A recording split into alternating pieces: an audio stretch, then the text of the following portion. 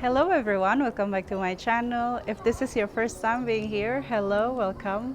For those of you who don't know, my name is Shifa, originally from Indonesia. However, I left Indonesia in 2016 to pursue long-term travel.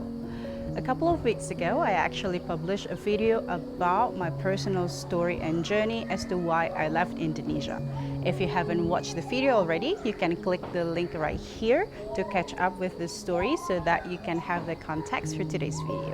To continue with the story, today I will be sharing about my very first 5 months experiences while I was traveling full-time with just $1,000 in my savings account. If you like this type of video, make sure that you click the subscribe button and ring bell button so that you get notified every time I publish a new video. Hello again, so I just got at the airport. The decision for me to leave Indonesia had been accumulating for about 2 years, from 2013 to 2016. However, in August 2016, my job was actually closing down, and it made the decision-making process a lot easier because it felt like it was actually the right time for me to take the leap. Many people who actually advise others to quit their job and to travel haven't actually considered the fact that many of us haven't saved enough money to sustain such travel.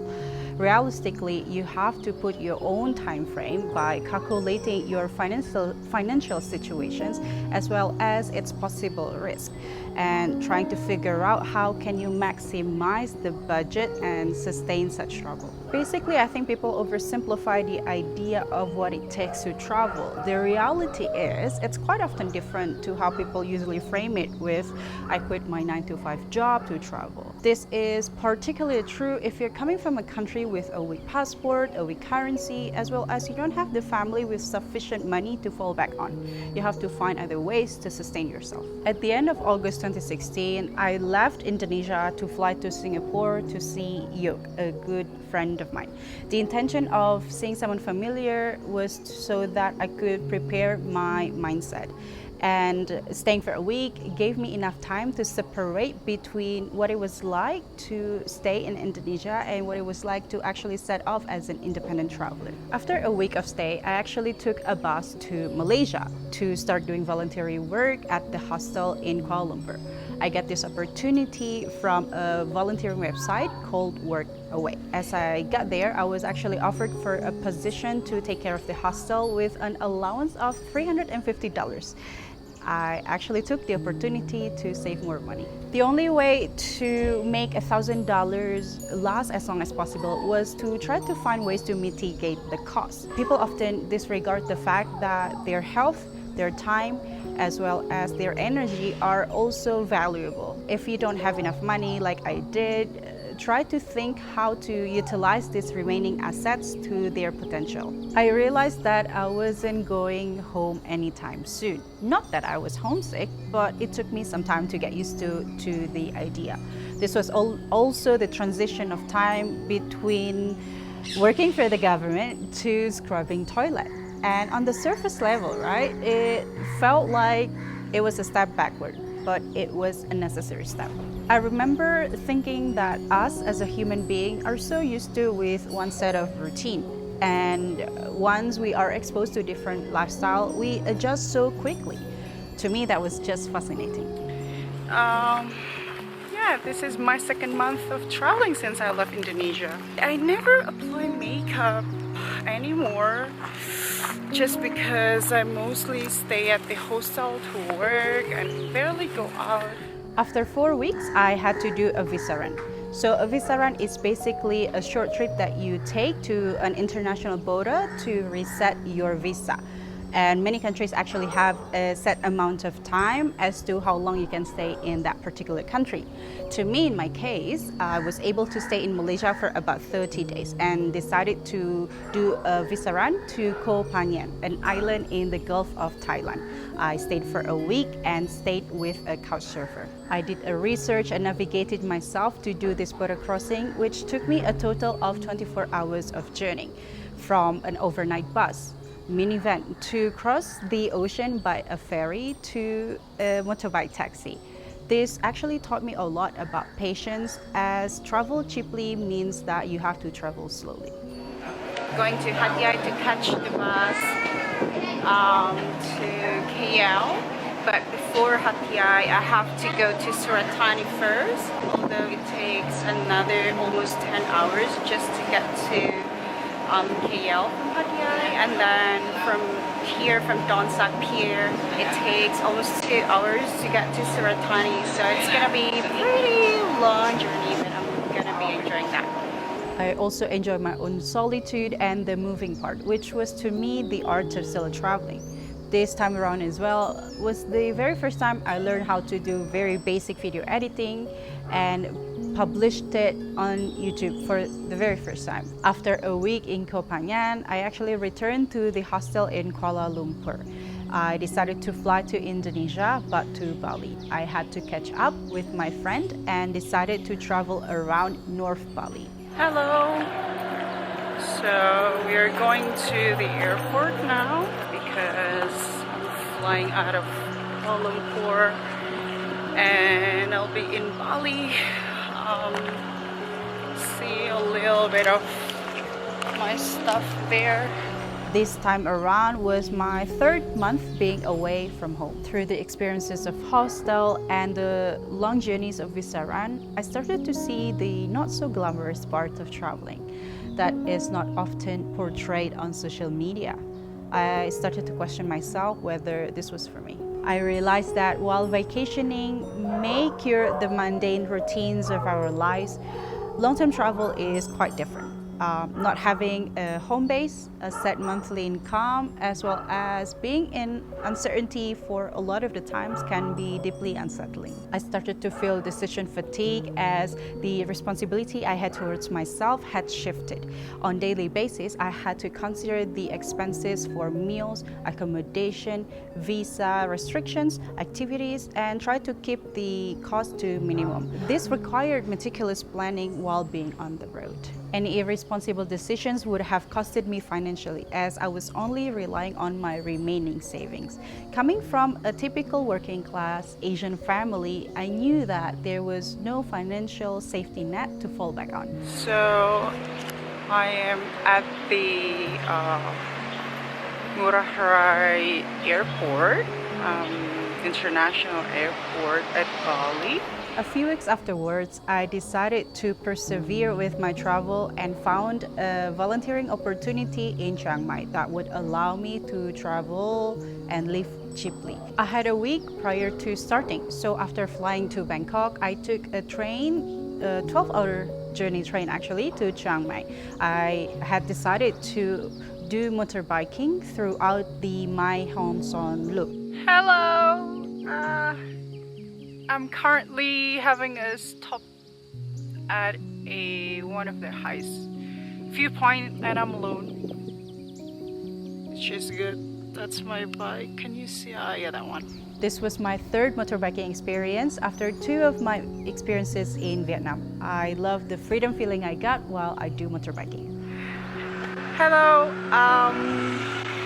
I'm sending you an update of my current location. That's my motorbike. Traveling alone as a female certainly has its own risks. You need to know how to guard yourself and be aware of your surrounding. During my Mae Hong Son Loop trip, this was actually the very first time I encountered a sexual harassment. It's important as a female solo traveler to be hyper aware of your surrounding and be careful in terms of choosing where to sleep at night. After a week riding throughout Mae Hong Son Loop, I finally came back to Chiang Mai 2 days ago. Through 4 weeks of volunteering opportunity in Chiang Mai, I got the opportunity to join a workshop, which also involved a lot of travelers from around the world. We had the chance to have various discussions and activities, which actually was very useful to me because it opened up my mind. I feel like such cultural immersion is the true essence of travel. After 4 weeks in Chiang Mai with a 40 liters backpack and a widened perspective, I left my family host family actually, to do border crossing to Myanmar. I had no exact plan at the time, but I remembered feeling a sense of calm. Having only carried 40-liter backpack, I started to realize that I don't need a lot of stuff and possessions to live and to survive. I started to understand the basic idea and understanding of minimalism. In 2016, Myanmar's policy regarding tourism were still volatile.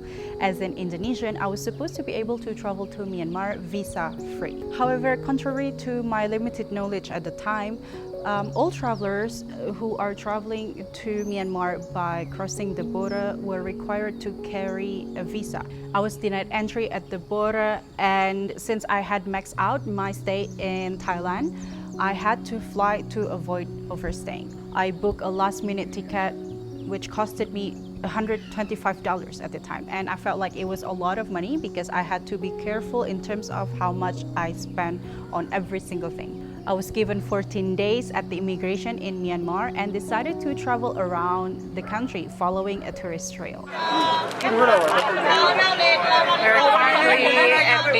at the local bus like that. We are going to Golden Rock as of now, and it costs 2,000 baht, something like $2. It's very packed, but it's gonna be fun. I'm pretty sure. Given that I had a very extreme budget situation, I didn't have enough sort of options in terms of accommodations and means of transport. However, this still costed me a total of $500. I also was crying for the first time after being on the road for 4 months. I think the trip itself tested my endurance and perseverance. Through the Myanmar experiences, I learned that a lack of pre-planning as well as fast travel led to travel being much more expensive. I also learned that fast travel isn't for me. It was simply exhausting knowing the fact that I had to move almost every single day, but to a maximum of a couple of days to new destinations. More than half of my budget was used up until this point. So I decided to book a flight to Ho Chi Minh City, Vietnam for a $50. It was sort of comforting feeling to know that I had a friend to stay with and returning to a place that I am very fond of. So I'm currently eating and having dinner with my Vietnamese friend. So her name is V.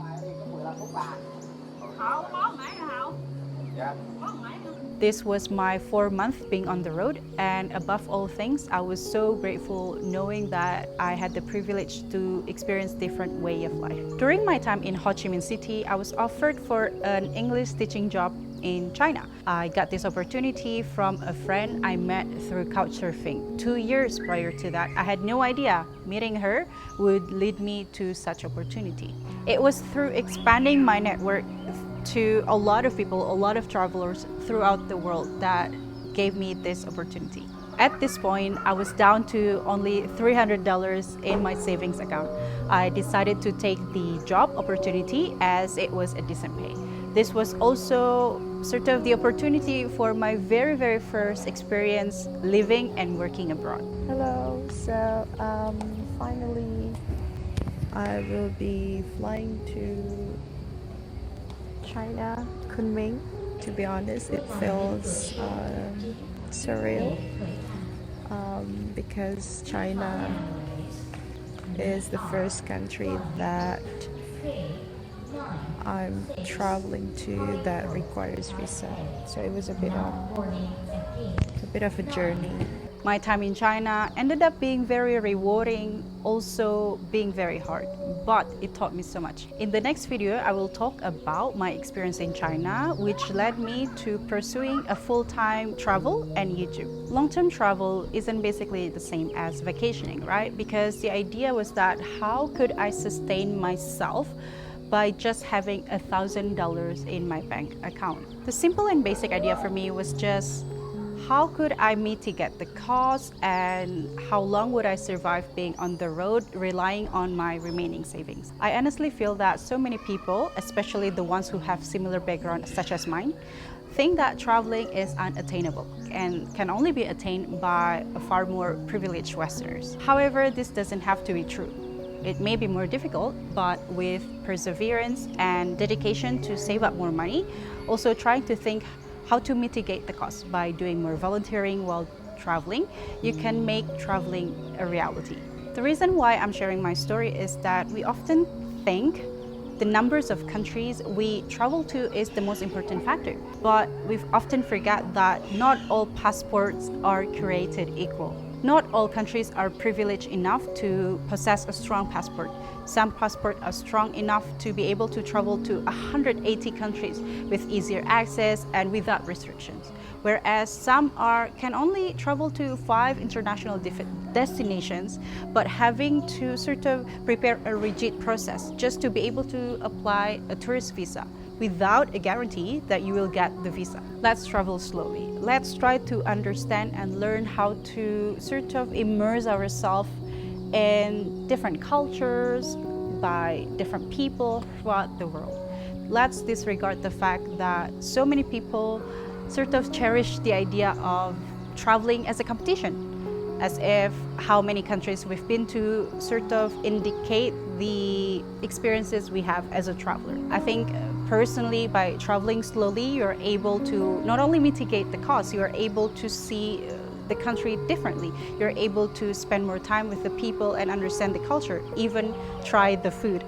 So this whole idea, I think, would be more sustainable and beneficial to not only yourself, but also to the people that you meet.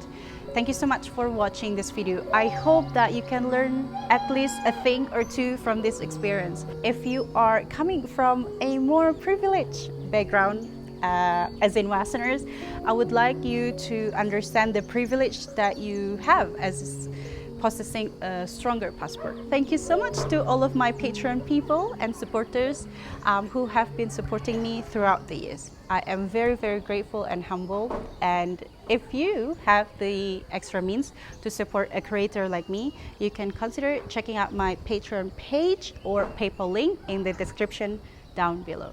Thank you so much again. I'll see you again next time in the next video. Bye!